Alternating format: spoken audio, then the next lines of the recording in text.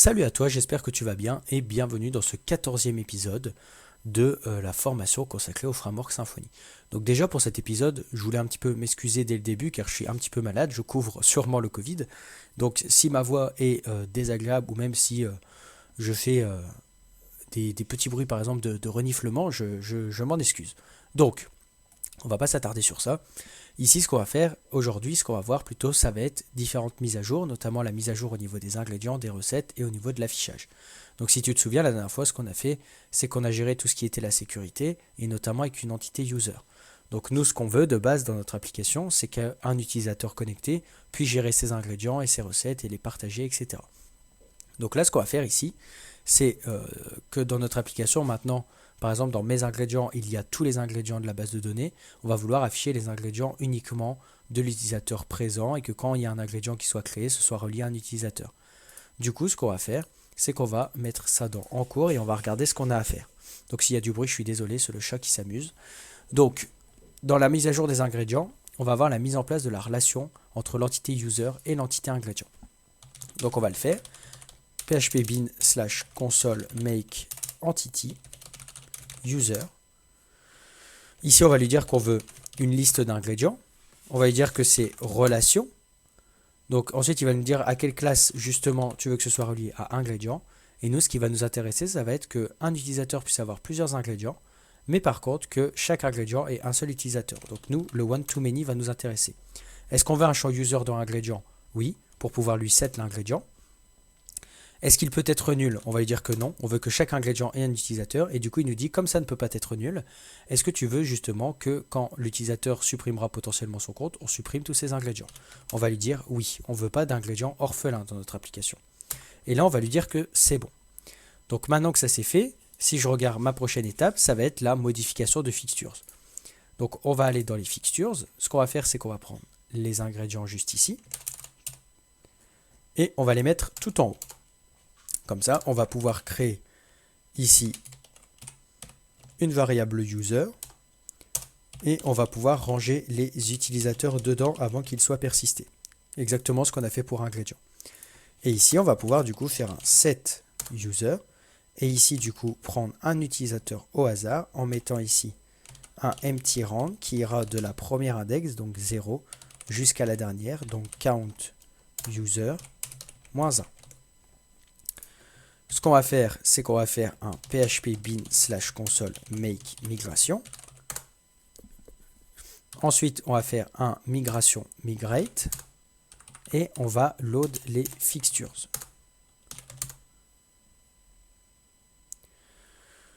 Une fois qu'on a fait ça, on va aller voir un petit peu ce qui se passe en base de données. Donc on a des nouveaux utilisateurs et on a notamment les ingrédients qui sont reliés à un utilisateur grâce à une clé étrangère.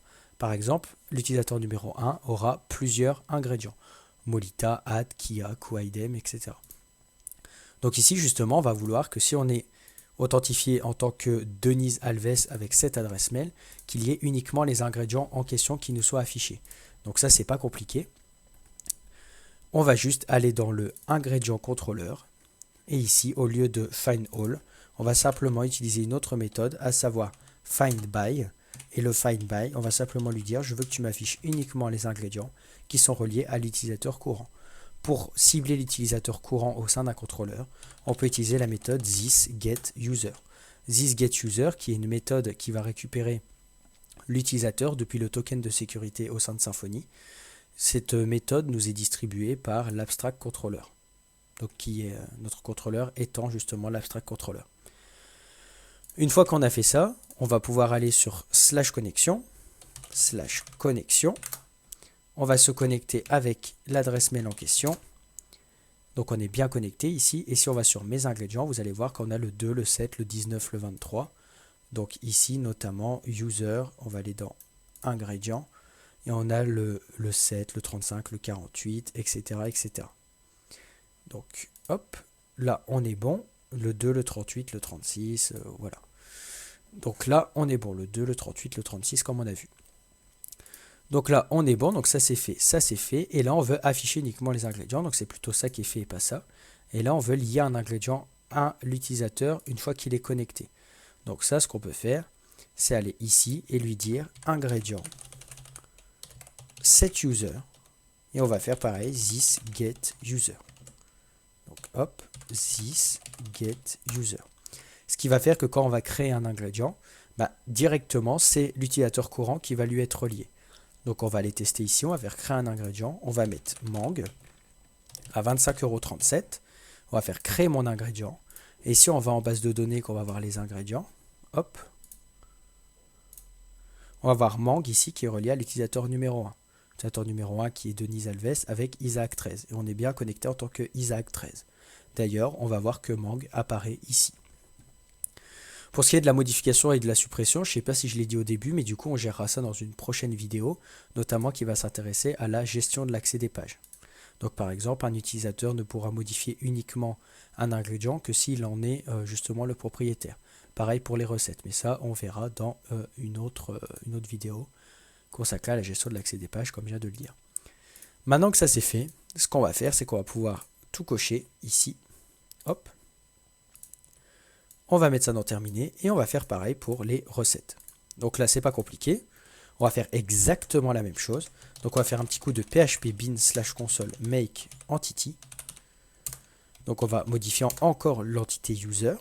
On va lui dire cette fois-ci qu'on veut recipes, qui sera donc un one to many, c'est le même principe. Ça va être relié à la classe recipe. Est-ce qu'on veut un champ user dans recipe? Oui. Est-ce qu'il pourrait être nul? Non. Est-ce qu'on veut supprimer toutes les recettes si l'utilisateur est supprimé? Oui. Là, on est bon. On va faire un petit coup de php bin /console make migration. Hop, je me suis trompé. Make migration. Très bien. On a notre migration. Maintenant, on va aller dans les fixtures. Donc là, ça va être exactement le même principe. On va copier ça. Et on va le mettre juste ici. Là, ce qu'on va faire, c'est qu'on va migrer les migrations. Là, il va nous mettre une erreur. Donc, généralement, c'est normal quand il y a des nouvelles clés étrangères. Donc, ce qu'on fait, c'est qu'on dégage la base de données. On la recrée tout simplement. Hop. Ici, on va migrer toutes les migrations. Hop. Et on va mettre en place les fixtures.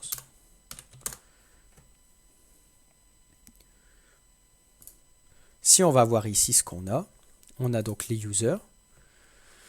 Et on a les ingrédients qui sont toujours reliés à un utilisateur, mais également les recettes qui sont maintenant reliées à un utilisateur. Donc là, au moins, ça, c'est fait. Donc on va pouvoir aller sur notre Trello, mettre mise en place et modification des fixtures. Ça, c'est fait. Et là, pareil, on va devoir afficher uniquement les recettes liées à notre utilisateur courant. Donc pour ça, ici, pareil, on va faire un find by et on veut trouver uniquement par rapport au user, car on peut se permettre de trouver par rapport au user, puisque du coup, on a justement le user dans recipe. Et on veut trouver par rapport à l'utilisateur courant, donc à savoir this get user. Si on va dans les recettes, on va voir que justement, là, il n'y a pas de recette parce que du coup, on n'est pas connecté. Vu qu'on a reload nos fixtures, justement, l'utilisateur n'existe plus. Donc, on va se reconnecter. On va aller dans user, on va prendre cette adresse mail, hop, on va y arriver. Password, on est connecté et là on va voir qu'on a les recettes 5 et 12. Donc si on va ici, qu'on met l'utilisateur 1, on va voir qu'on a les recettes 5 et 12, omnis et sed, omnis et sed. Donc là on est bon. Pareil, quand on va vouloir créer une recette, et d'ailleurs je viens de remarquer un truc qu'on va corriger tout de suite, recipe new, ah non, c'est vrai que le submit est géré dans le form. Donc ça va être créer une recette. Hop.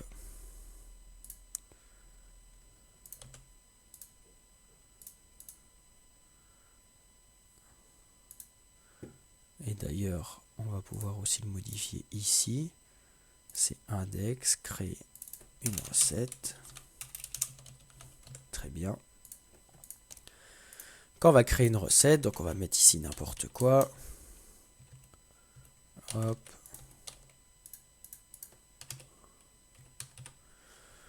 On va faire créer une recette. Il va nous dire qu'il y a une erreur. Voilà, il va nous dire que la colonne user est vide.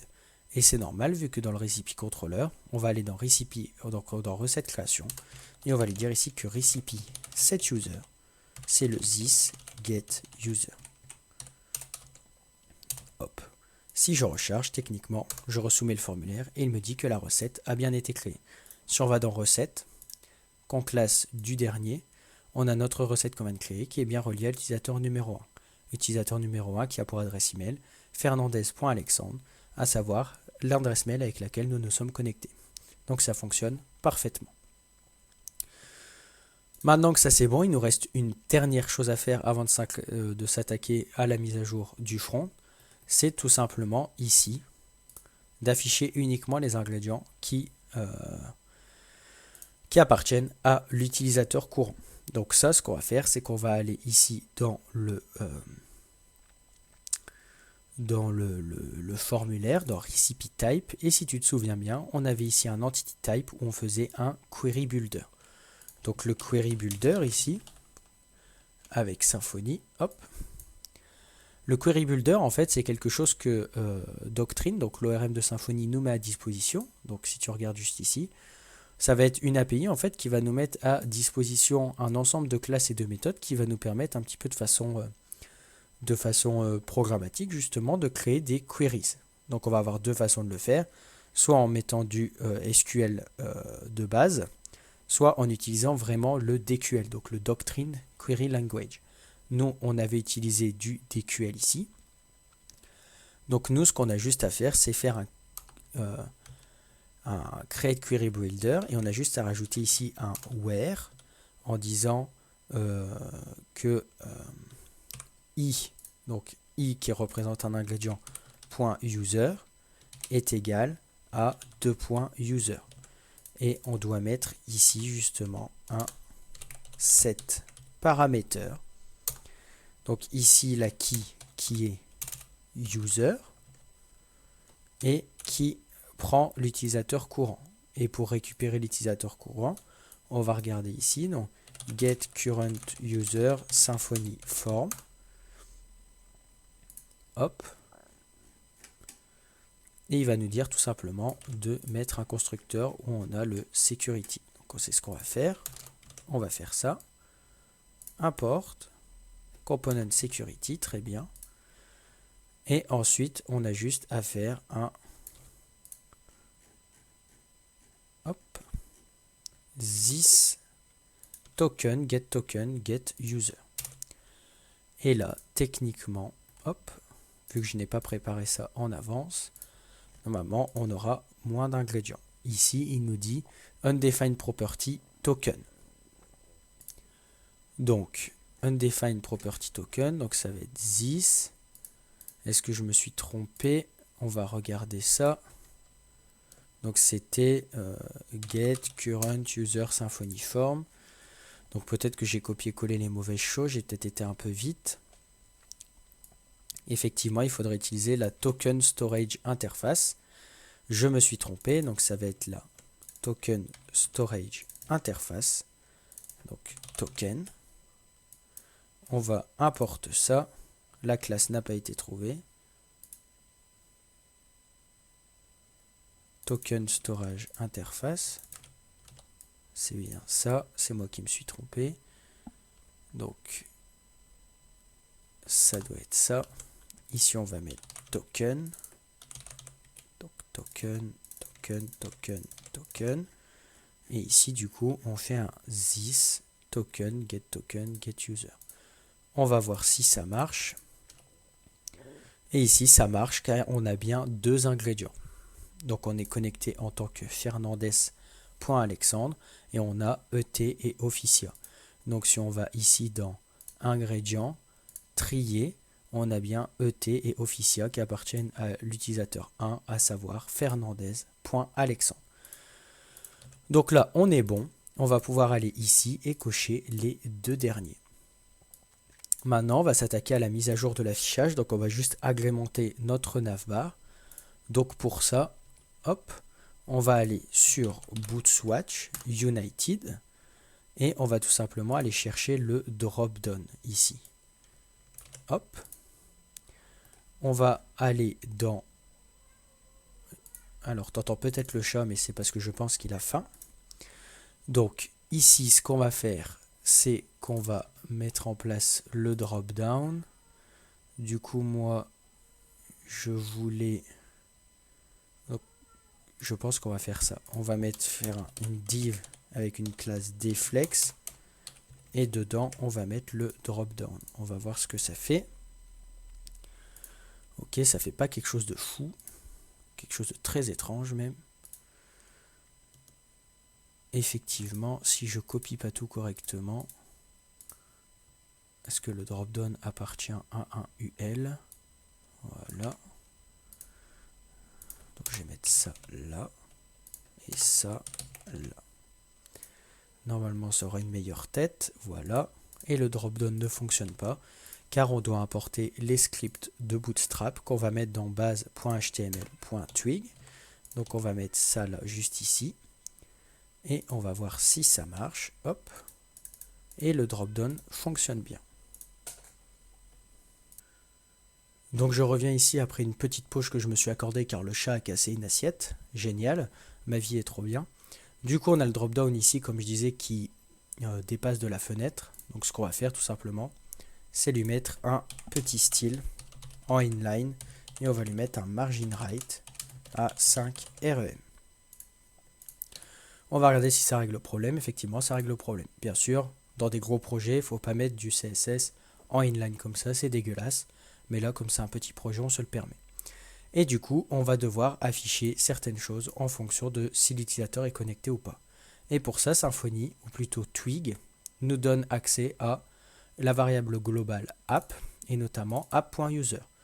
Si l'utilisateur est connecté, app.user représentera l'utilisateur, et s'il est déconnecté, alors il représentera simplement nul. Donc on va jouer avec ça directement dans des conditions. Donc ici par exemple on a accueil qui va être là pour tout le monde. D'ailleurs on va mettre ici le pass, ça va être home si je me souviens bien. Home, home.index, home.index. Ici on va avoir ingrédients et recettes. Donc ça ce sera disponible uniquement pour les utilisateurs connectés. Donc on va faire if app.user. Alors, ils auront ça. Donc là, on va vérifier. Là, l'utilisateur ici, hop, là on retourne à l'accueil. Là, il a bien mes ingrédients, mes recettes. Si je me déconnecte, il n'aura plus mes ingrédients et mes recettes. Donc on va faire pareil ici. Donc ce qu'on va faire justement, c'est un if app.user. Là, on va mettre un else. Et on va mettre un end if. Donc on va vouloir lui mettre le drop down qu'on va revoir juste après s'il est connecté. Et s'il n'est pas connecté, on va lui mettre les liens de connexion et d'inscription. Donc on va mettre connexion, inscription. Donc on va mettre ici security.register et security.login. Et là, on va vouloir lui mettre, donc on va mettre le nom de l'utilisateur, donc on va mettre app.user.fullname. Et ici, ce qu'on va faire, c'est lui mettre modifier information, modifier mes informations. On va mettre modifier mon mot de passe et on va mettre déconnexion.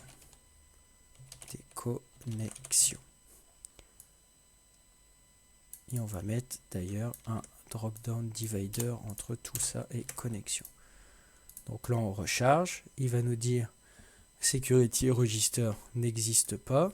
Donc comment j'avais appelé ça? Security registration. Très bien. Hop, on va mettre ça là. Security.registration. Et d'ailleurs, on va avoir le user controller ici. Donc ça va être user edit password. Hop. Donc on va mettre ici pass. Donc pass. le user edit password et on va lui mettre ici, on va lui passer ID et ce sera simplement app.user.id. Pareil, ici on aura, il est où, user edit, donc on va juste faire un copier-coller, c'est pas ça que je voulais faire, c'est pas ça non plus, c'est ça. Donc on va faire ça, hop, edit, et déconnexion, on va simplement faire un pass security.logout. On va voir ici ce que ça donne. Donc on aura bien connexion et inscription. Si on va dans connexion, qu'on prend le fameux Fernandez et qu'on se connecte, on va avoir mes ingrédients, mes recettes, son nom, modifier mes informations, modifier mon mot de passe et déconnexion. Donc voilà, on a mis à jour tout ça. Maintenant, ce qu'on va faire, c'est qu'on va mettre tout ça à cocher. Et la prochaine fois, on va s'attaquer à la gestion de l'accès des pages. Donc on va notamment voir comment mettre, grâce à certaines annotations, que certains utilisateurs peuvent accéder à des pages et d'autres non.